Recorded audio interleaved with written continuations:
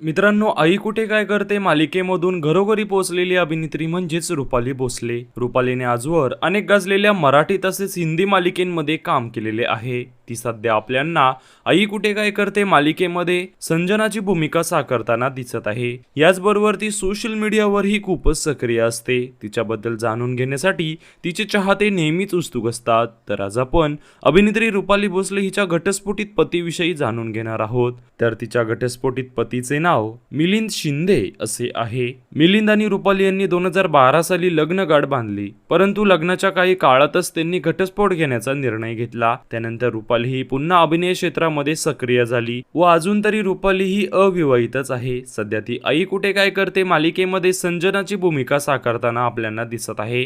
तिच्या या भूमिकेला प्रेक्षक सुद्धा भरभरून प्रेम देत आहेत.